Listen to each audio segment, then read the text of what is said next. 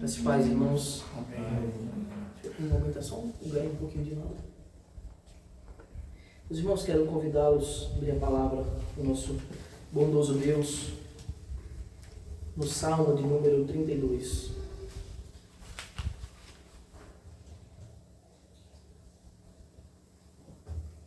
Salmo 32.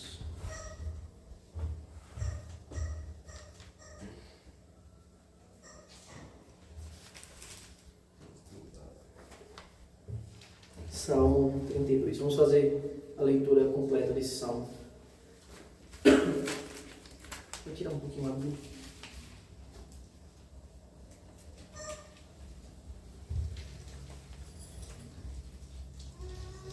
Os irmãos encontraram? Salmo 32. Vamos fazer a leitura desse salmo completo.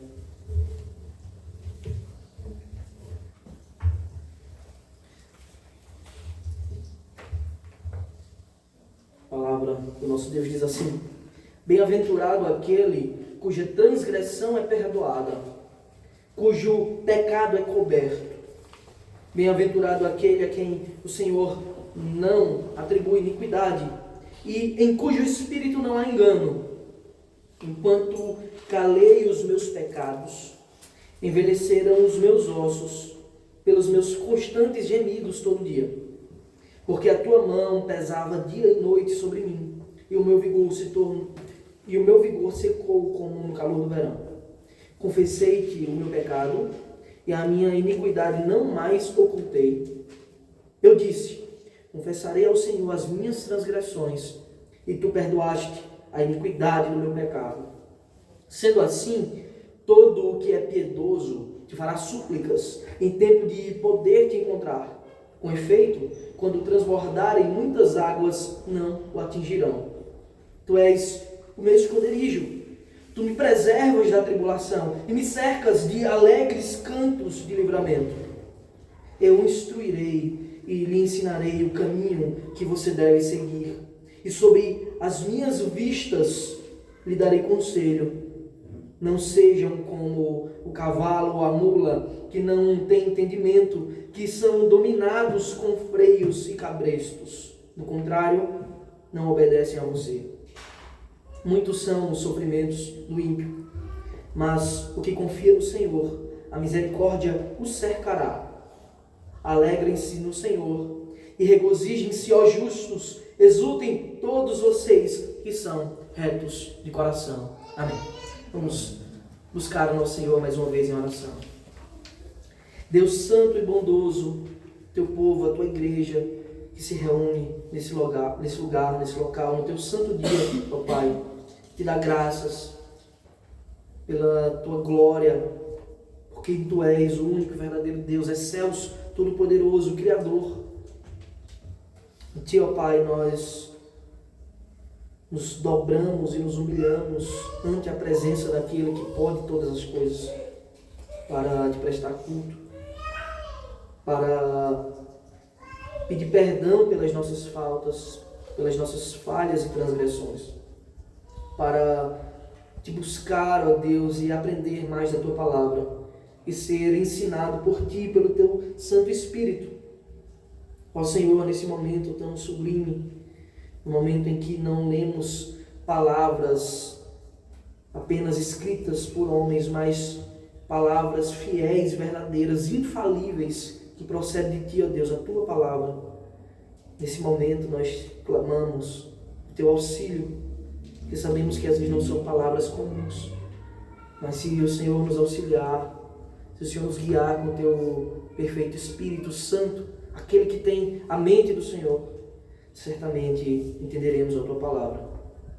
Ó Deus, ajuda-nos, faz de nós um povo santo, que reconhece a tua palavra e que ouve e pratica os teus ensinos. Ajuda-nos, não nos deixa falar algo que não provém de ti. Antes de tudo, guia-nos, ilumina-nos para pregar fielmente a tua palavra. E assim que oramos desde já, confiados no teu amor e na tua glória, hoje e sempre, pelos méritos de Cristo, oramos. Amém. Amém.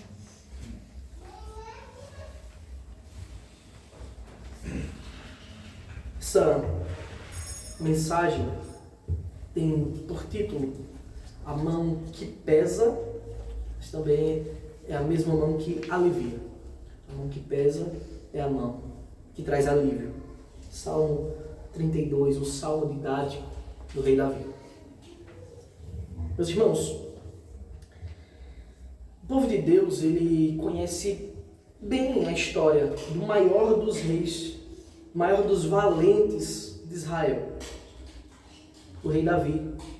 Todos conhecemos, todos temos desde cedo contato, mesmo que aqueles que talvez nunca pisaram em igrejas protestantes conheçam a história do rei Davi. Sabemos muito bem algumas características, alguns relatos sobre a vida de Davi. Davi, quando ainda era um pastor que cuidava das ovelhas de seu pai, o filho mais moço, o menor, o que teria menos prestígio na família, justamente porque essa coisa era muito valorizada, a primogenitura. Ainda quando um adolescente, cuidando das ovelhas do pai, ele foi chamado para ser rei de Israel. Ele foi ungido rei. Todos conhecemos a história de como o profeta Samuel foi na casa de Jessé e começou a analisar filho após filho, e Samuel via o filho mais velho e certamente é esse homem forte, grande, bonito, vistoso. Ele tem postura de rei. E aí Deus olhava para Samuel e dizia: Samuel, o Senhor não vê como o homem vê. O homem vê a aparência, mas eu vejo o coração. E chamava o próximo filho, próximo até, finalmente, o mais moço que estava cuidando das ovelhas foi ungido rei, mostrando como Deus escolhe as coisas da forma como Ele quer. E fez daquele menorzinho o mais valente de Israel, o rei mais proeminente. E todos até hoje reconhecem Davi. E até hoje a nação de Israel carrega o seu símbolo, a sua estrela na bandeira. Também sabemos da história de quando, pela força do Senhor, mesmo sendo ainda pequeno, mesmo quando comparado com o gigante dos filisteus, Golias, não fosse nada, nós sabemos como com uma única pedrada arremessada pela sua funda, ele derrubou o gigante. Não por sua própria força, mas porque Deus estava com ele. Todos conhecemos essa história. Nós sabemos quando o Senhor livrou das mãos de Saul, seu sogro, o rei anterior, que tentava matá-lo de tantas formas porque tinha medo de perder o trono para Davi. Nós sabemos de como Davi derrotou tantos outros reis de nações ímpias e pagãs, e como o Senhor poupou a sua vida em vários momentos. A biografia de Davi está marcada por muitos grandes e excelentes feitos, por coisas incríveis e gloriosas que foram feitas. E é bem verdade que Davi ele não fez nada por si mesmo, mas porque o Senhor estava com ele a cada instante. Mas Davi, esse homem que era chamado de homem segundo o coração de Deus, isso é muito importante. O homem que estava debaixo da graça de Deus, andando nos seus caminhos. Por vezes ele decidiu não seguir o conselho do Senhor. Por vezes ele decidiu agir por conta própria. Ele já tinha experimentado desde cedo a bondade de Deus. E como Deus sempre estava ao seu lado, mesmo em meio aos maiores desafios que alguém poderia dizer, humanamente não tem como. E Deus o livrou e o abençoou. Davi, ele decidiu algumas vezes agir por conta própria. E às vezes nós fazemos isso, né? Como Davi. Nós deixamos de nos sentir crianças. Queremos crescer, como diz a canção antiga. A Escritura ela nos apresenta pelo menos 2 momentos da vida de Davi que ele não agiu como um homem segundo o coração de Deus, mas que ele colocou a sua própria vontade acima da ordem e da vontade de Deus. A Escritura nos relata quando Davi, em um momento de bonança do seu reinado, de poucas guerras, de poucos desafios, isso é comum também, nos momentos de pouco desafio a gente acaba, por vezes, nos sentindo inconfortáveis e acabamos flertando com o pecado. Davi, ele levantou um censo de Israel. Ele queria medir a sua glória como os outros reis de outras nações faziam. E Deus o disciplinou severamente. E a nação também. Mas também nós sabemos como uma bola de neve de pecados, ela se inicia um abismo puxando o outro. Em outro momento de sua vida, num momento de descuido, no momento que ele estava desocupado, quando ele não deveria estar desocupado, Davi, ele cometeu um pecado terrível. Eu quero convidar você, porque é justamente esse pecado que é o plano de fundo para esse Salmo 32. Ele está escrito em 2 Samuel, no capítulo 11, nos versículos de 1 a 5. Abra sua Bíblia, 2 Samuel 11, de 1 a 5.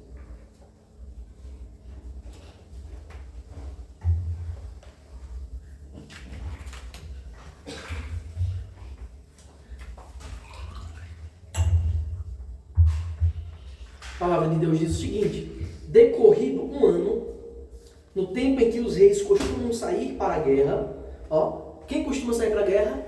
Os reis. Davi enviou Joabe. Davi terceirizou seu serviço.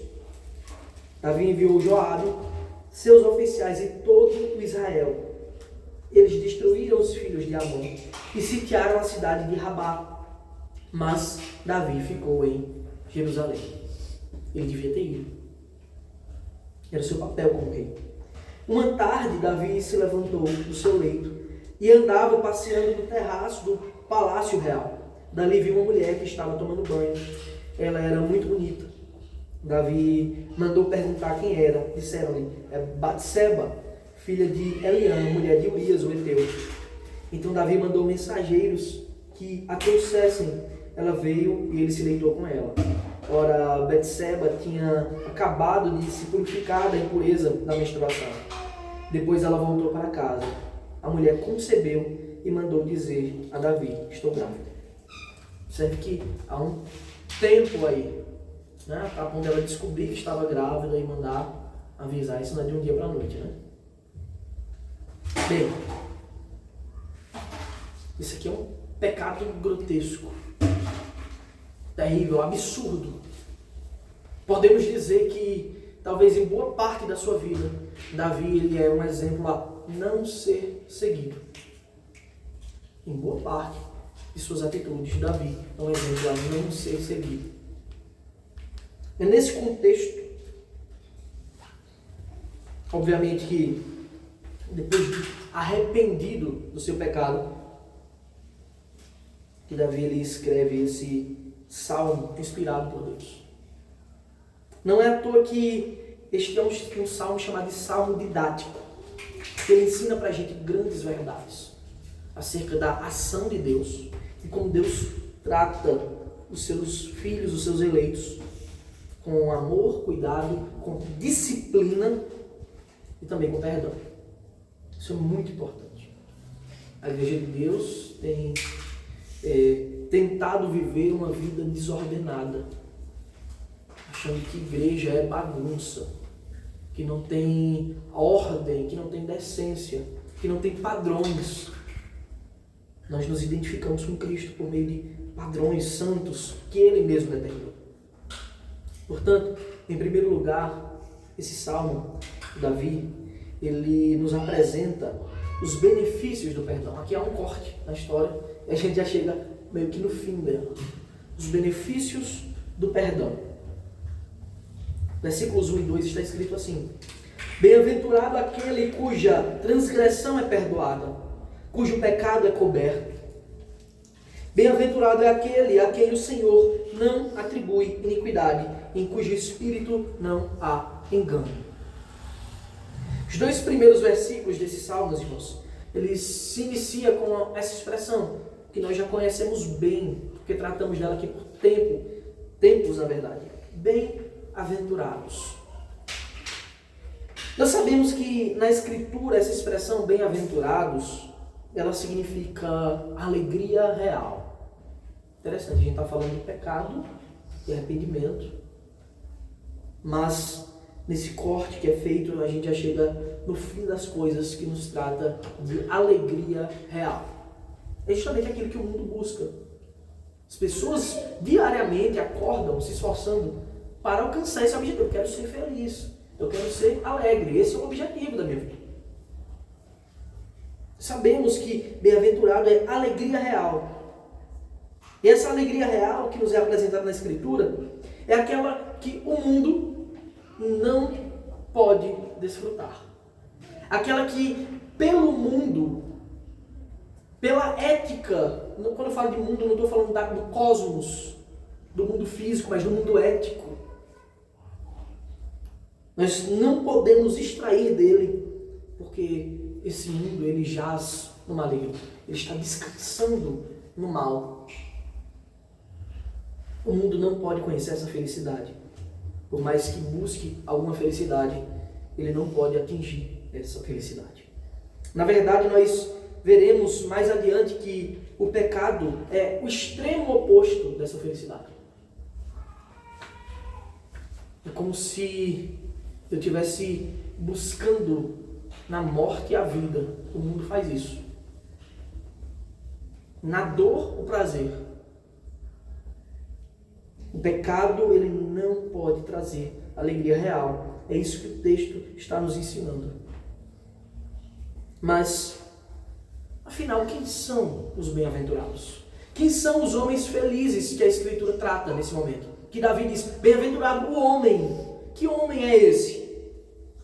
Os versículos 1 e 2, ele nos define muito bem. Quem são esses bem-aventurados? Olha, bem-aventurado não é aquele, o texto diz, aquele que desfruta das maiores riquezas. Aquele que conquistou a maior quantidade de amigos. Aquele que tem a família mais linda. Sim, essas coisas são boas.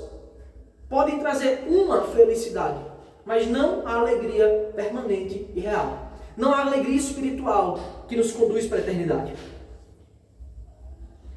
O Senhor nos diz, pela boca do rei Davi, que os bem-aventurados são aqueles cujas transgressões são perdoadas e cujos pecados são cobertos. Transgressão e pecado aqui são sinônimos nesse contexto. Transgressão é violação da lei. É sair do caminho. Você tinha um caminho, você transgrediu esse caminho. E pecado nada mais é do que errar o alvo. Então são sinônimos aqui. E mais, nós temos, portanto, que o motivo da felicidade não está inicialmente em nós. Porque nós tendemos a fazer justamente isso. Nos desviar do caminho. Transgredir a lei. Errar o alvo. Pecar.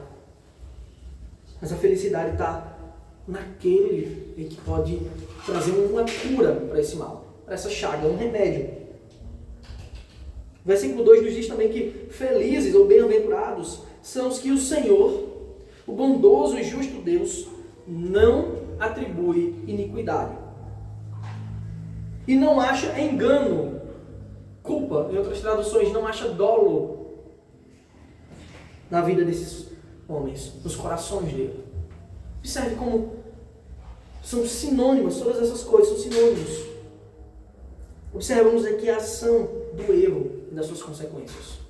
Aquele que vive no erro, na transgressão, no pecado, na iniquidade, no engano, ou seja, um coração culpado por tamanhas falhas, é evidente que ele não pode ser feliz, mesmo que esteja coberto de riquezas, mesmo que sua casa seja feita de ouro puro. Nenhuma virtude há nessas coisas. Não há um preço, um valor real para o pecado. Pelo contrário, a grande dívida do pecado. O pecado é a transgressão da lei, como sabemos. A iniquidade dita é o conforto nesse pecado. É você estar tão imerso no pecado que agora você se sente confortável com ele. E foi isso que Davi fez, por sinal. Chegou um momento em sua vida que talvez ele estivesse um pouco confortável. Até que o pecado ele começou a cobrar um alto preço.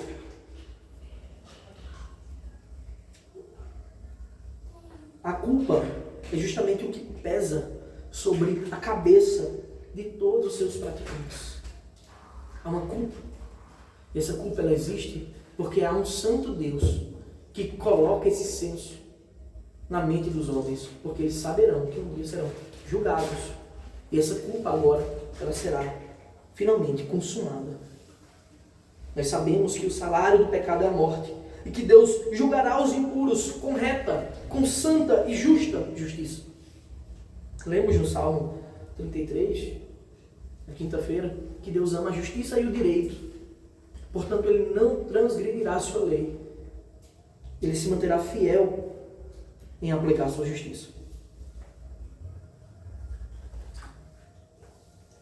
Se a mensagem acabasse aqui, ia ser muito triste, porque não ia ter uma solução para o nosso problema. Porque todos nós, em algum momento, ou até na atualidade, nos encontramos nessa situação de transgressão, pecado, iniquidade e culpa. E aquele que diz o contrário é mentiroso e tenta fazer de Deus mentiroso. E aquele que não diz que não tem pecado faz de Deus um mentiroso, como João diz em sua carta. Mas nesse salmo, meus irmãos, aprendemos que o dom gratuito de Deus, ele é o perdão, a vida e a felicidade. Veja, o dom gratuito é de graça. Perdão, a vida e a felicidade. O que os homens buscam com tanto esforço e empenho no pecado, Deus fornece de graça para todos os que nele creem, por fé. O remédio contra esses males, todos são administrados pelo médico dos médicos, o Senhor em nós. Ele é o Deus que perdoa a transgressão. É o Deus que cobre o pecado. É o Deus que remove a iniquidade. É o Deus que cancela a dívida e a culpa. Temos isso em toda a Escritura. O quão bondoso Ele é. Ele é o próprio remédio para tudo isso. Interessante essa expressão, cobre o pecado, porque Davi estava acostumado com a lei. Que tinha o propiciatório, a tampa do propiciatório, no qual os animais imolados tinham seu sangue aspergido ali, para aquela tampa ficar toda coberta de sangue, simbolizando que agora aquele pecado estava coberto.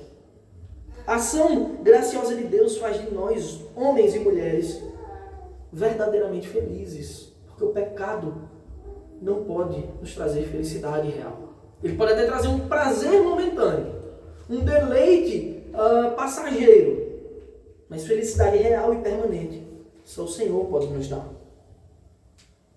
Que nos é revelado que nenhuma condenação há para os que estão em Cristo Jesus. E se nenhuma condenação há, e você tem certeza de que você é um desses que está em Cristo, a felicidade real, ela invade o seu coração. Porque saberemos que um dia todas as chagas, tristezas, dores, a morte não existirá mais. Seremos como Ele é, puros, santos. Como podemos nós acessar a essa graça? Como nós podemos nos apropriar de tamanha bênção que nos faz verdadeiramente felizes? A resposta é por meio da confissão dos pecados. É por meio da confissão dos pecados. A verdadeira confissão bíblica. No versículo 3, podemos ver o que Davi passou por ser relutante em reconhecer, em ser relutante a se entregar nos braços de Deus, mesmo conhecendo já a bondade de Deus, mesmo tendo caminhado tantos anos com Deus, o que nos mostra também que aquele que está em pé, cuidado para que não caia. Você nunca é forte o suficiente para ver os outros saindo da batalha e ficar em casa, descansando. Davi diz no versículo 3, enquanto calei os meus pecados, enquanto, ele sai daquele final dos bem-aventurados, da felicidade extrema daqueles que são perdoados, e agora ele começa a relatar o seu processo de como Deus trata o filho dele verdadeiramente. Enquanto calei os meus pecados, envelheceram os meus ossos pelos meus constantes gemidos todo dia.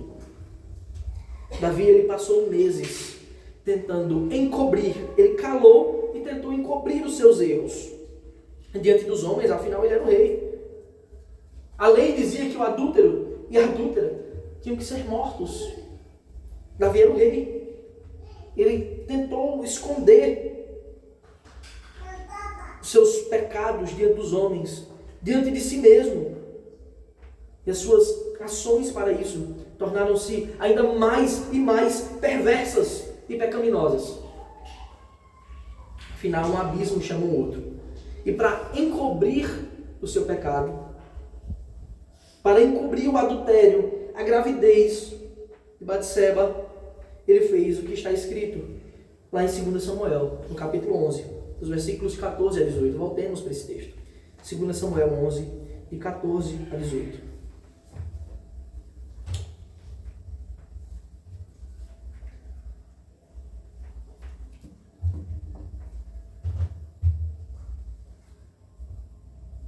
Versículo 14 diz assim: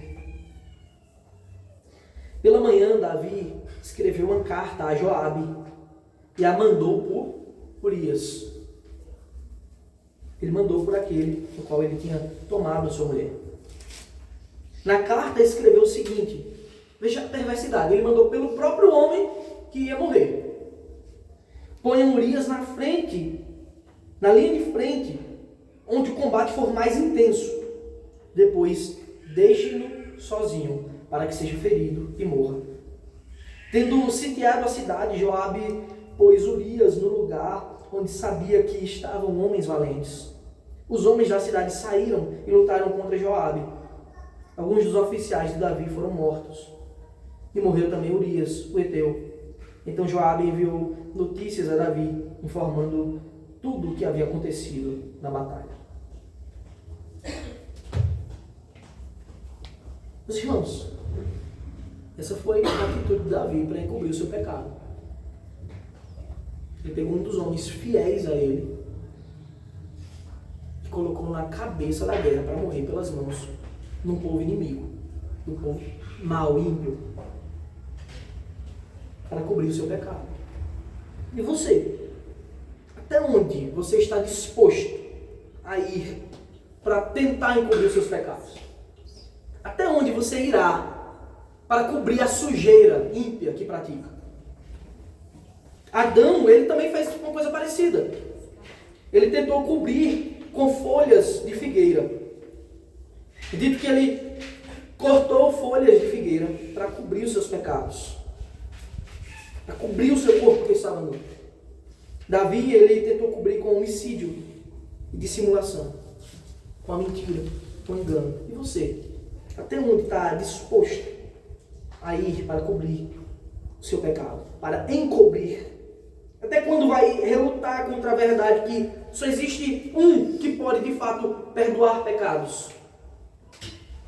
Só existe um sangue que pode ser derramado na tampa do propiciatório para cobrir o erro, a falha, as transgressões.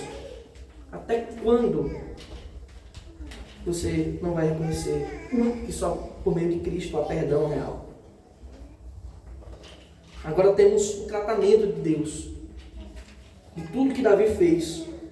Davi sentiu o peso do seu pecado. O seu corpo, ele começou a definhar. A sua alma gemeu. E o seu coração não teve mais paz. Para aquele que conhece uma vez a graça de Deus, ele nunca vai se sentir confiante por completo no mundo. É impossível. Ele pode até viver no erro, no engano, mas nunca mais ele terá paz no mundo perverso. Mas também aquele que está em pecado não consegue ter paz na casa do Senhor. O Senhor não permite que um verdadeiro servo sinta conforto no pecado. Deus não permite que os seus filhos sintam conforto na imundície do pecado. O pecado é espúrio, sujo, mau.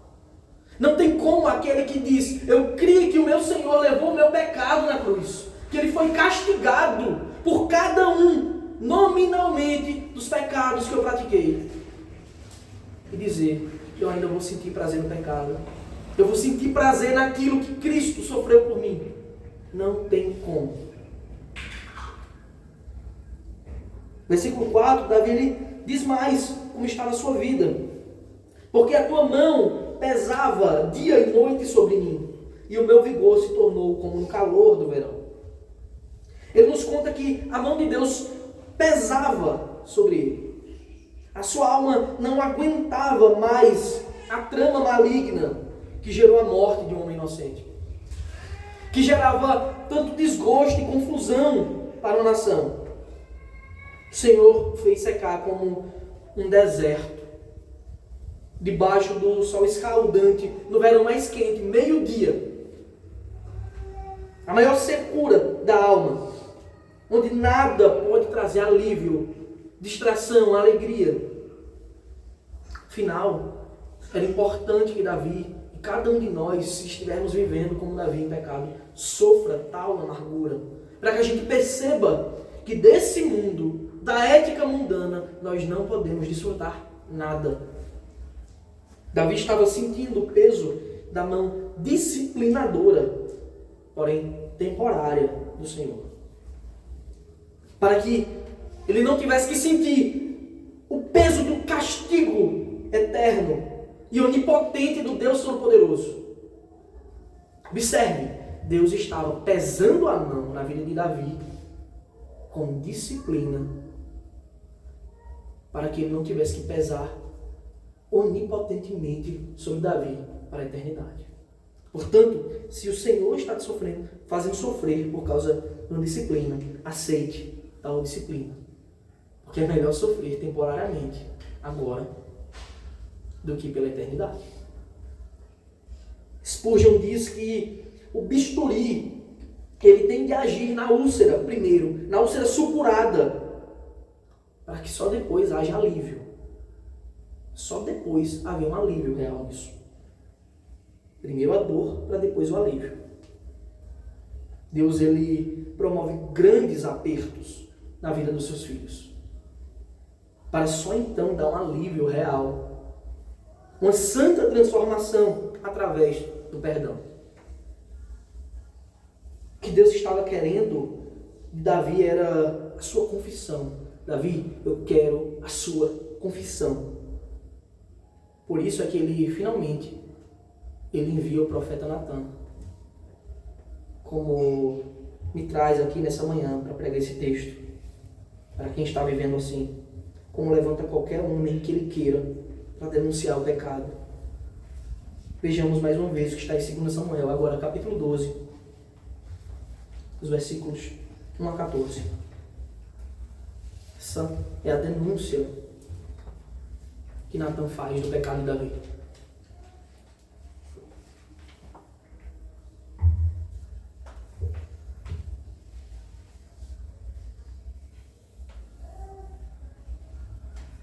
Segundo Samuel 12, de 1 a 14, diz assim: o Senhor enviou Natan a Davi. Natan foi falar com Davi e lhe disse. Natan, ele começa a contar uma história muito interessante para Davi. É importante ele saber que o rei, ele tinha um papel de juiz também da cidade, tá? Então era costume que quando as pessoas tivessem alguma causa, levasse ao rei para ele julgar essa causa.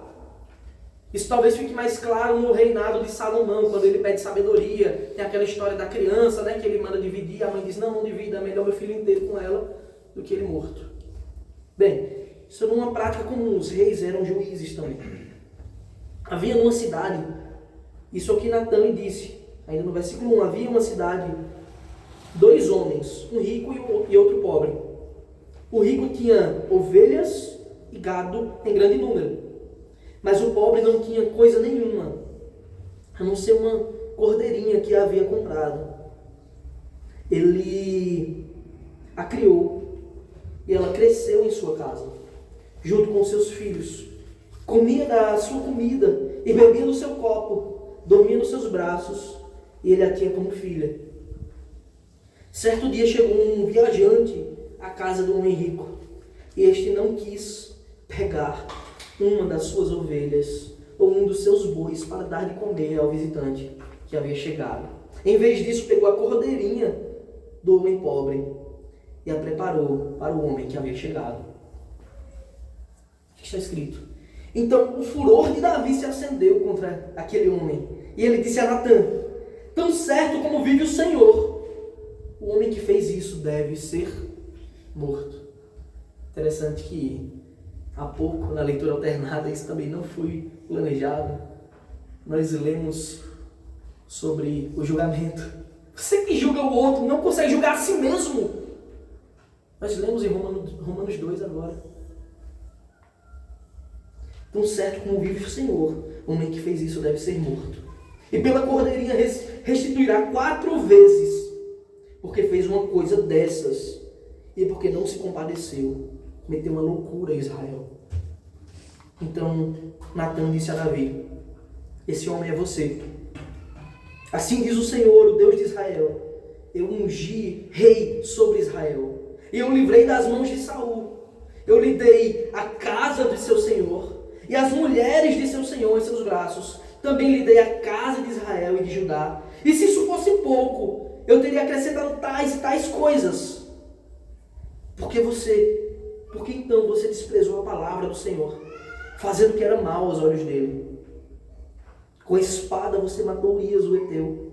Você tomou por esposa a mulher dele, depois de matar, com a espada dos filhos de Amon. Agora, pois, a espada jamais se afastará da sua casa, porque você me desprezou e tomou a mulher de Urias, o heteu, para ser sua mulher. Assim diz o Senhor: eis que farei com que de sua própria casa venha o mal sobre você. Tomarei as suas mulheres à sua própria vista, e as darei a outro homem que se deitará com elas em plena noite. E se cumpre, o seu filho faz isso. Rouba o seu reino e faz isso à luz de todos em Israel. Porque você o fez em segredo, mas eu farei isso diante de todo Israel e em plena luz do dia. Sabe qual é a diferença de um servo de Deus, de um eleito? É a resposta final para tudo isso. Quando a gente lê os profetas, você vê Jeremias sendo levantado por Deus para denunciar o pecado do povo. E mais de uma vez, os homens, quando Jeremias denunciava o pecado deles e a ação de Deus disciplinadora para a nação, aqueles homens tentaram matar Jeremias, compreender Jeremias. Eles não queriam ouvir. Mas um servo de Deus, quando alertado do seu erro, do seu pecado, da sua iniquidade, ele tem que agir assim. Versículo 13, então Davi disse a Natã: pequei contra o Senhor. Natã respondeu: também o Senhor perdoou o seu pecado, você não morrerá. Mas porque com isto você deu motivo a que os inimigos do Senhor blasfemassem, também o filho que lhe nasceu morrerá. Meus irmãos, vocês conseguem perceber que quando você peca, se você é um servo de Deus, você não está pecando só você. Você está fazendo o povo ímpio e mau blasfemar contra a igreja de Deus. Por que a igreja protestante é tão mal vista? Senão por causa da imundície, do pecado, da idolatria, da maldade de muitos evangélicos.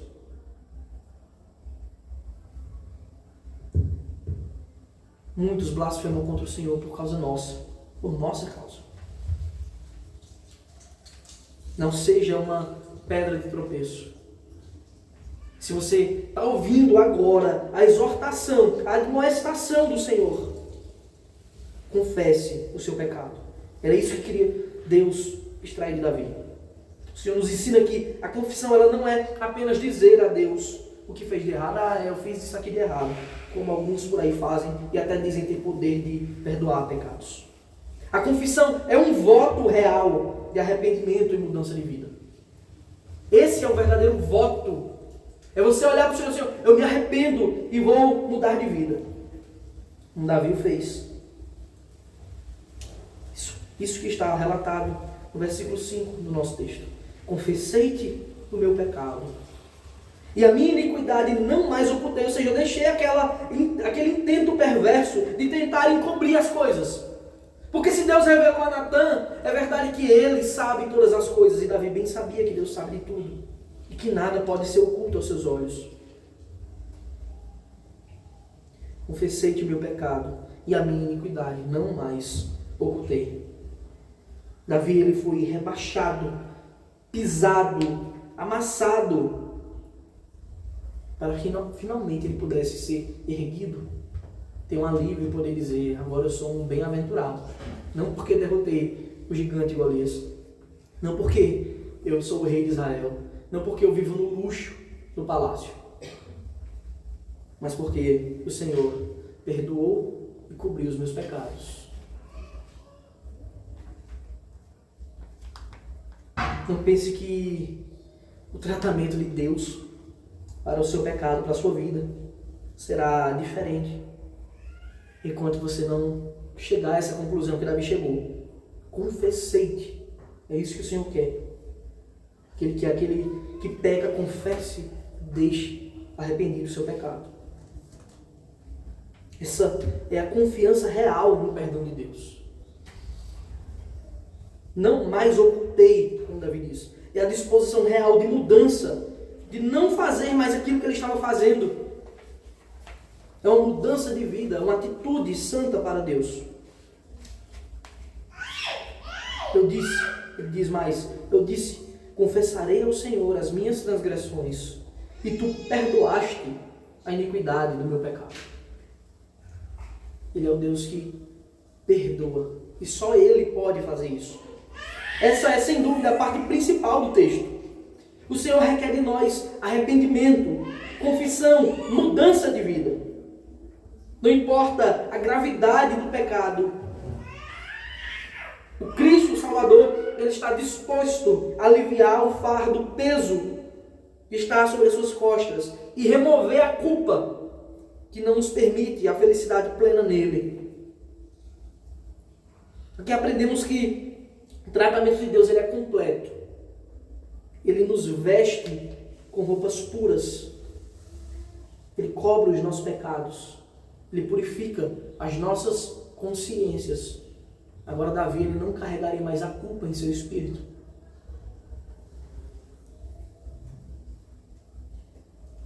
Davi merecia? É evidente que não. Davi merecia a morte, como Natan disse. Mas ao passo que temos um Deus soberano que diz: olha, você merece a morte, mas porque você se arrependeu, eu vou lhe perdoar.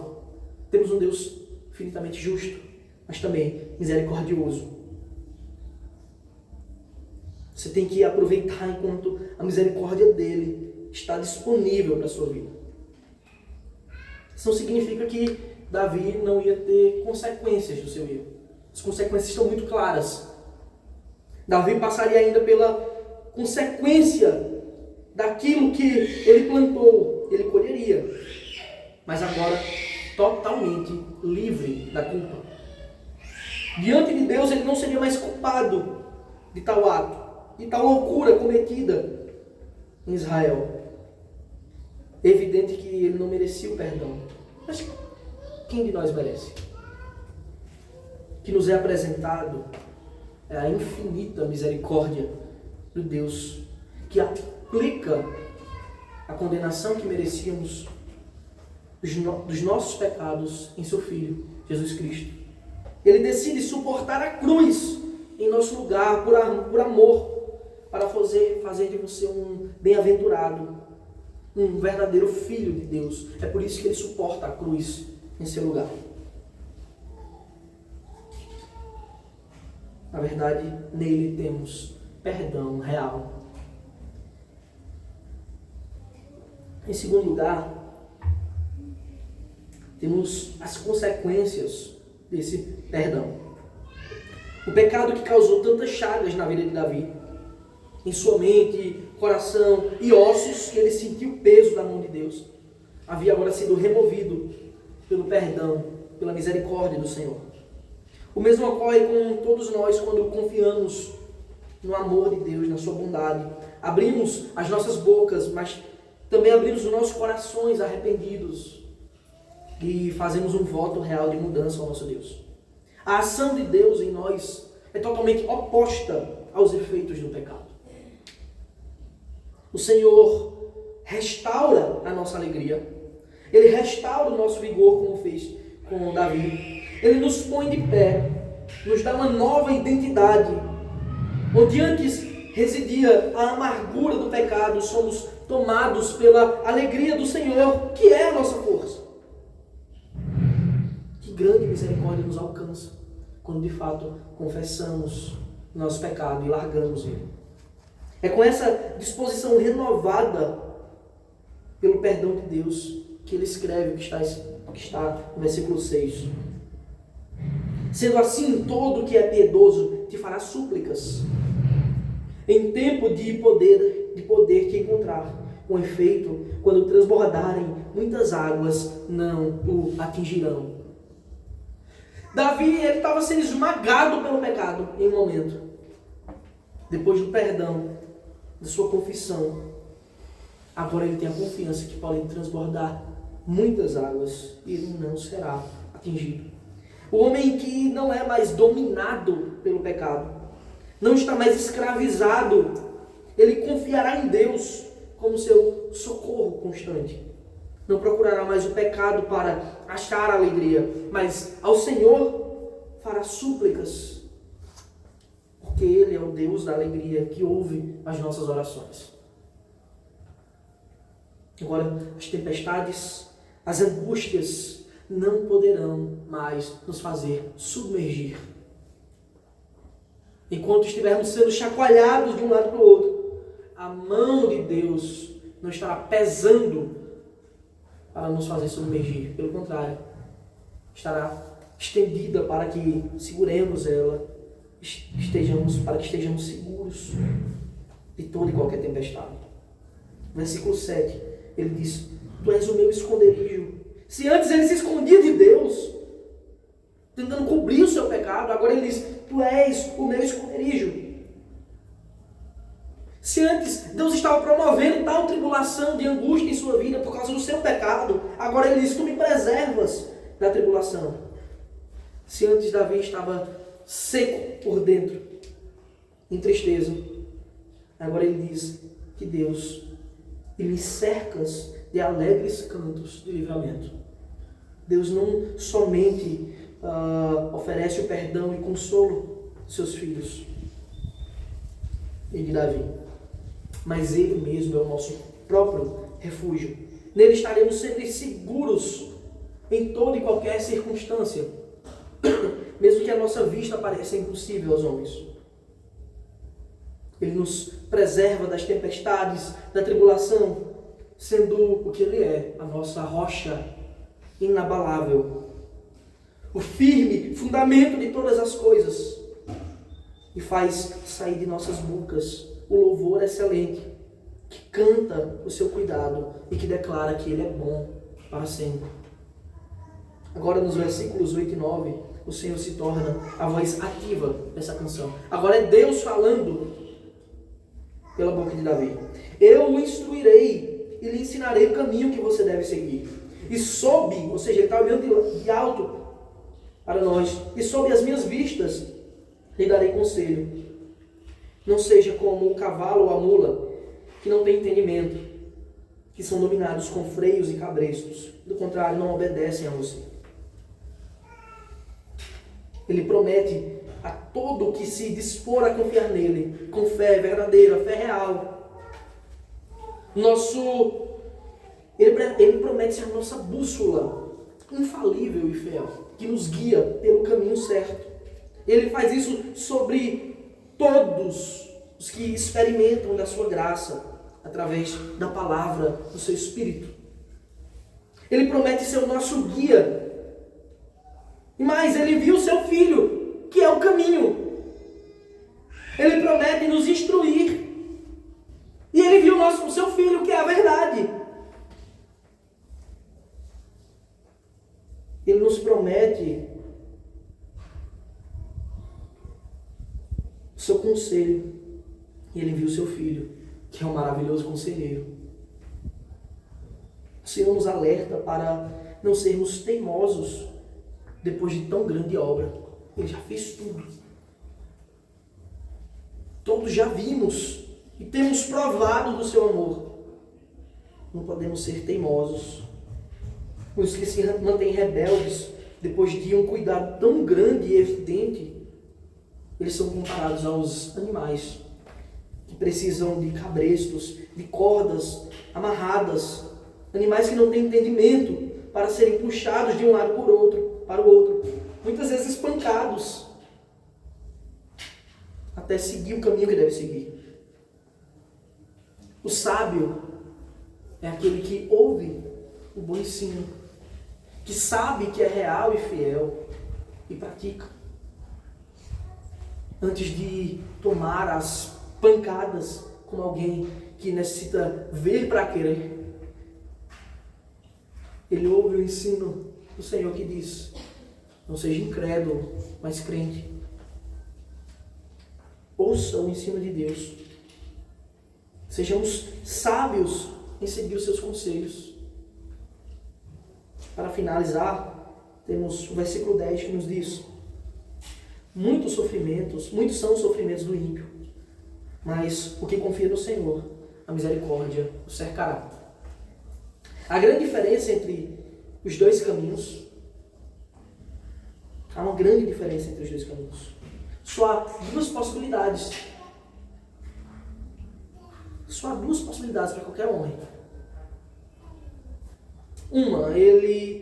A primeira é a impiedade, que conduz a muita tristeza, como está escrito, muitos sofrimentos, onde curtir o ímpio, ou seja, de passar por esses sofrimentos.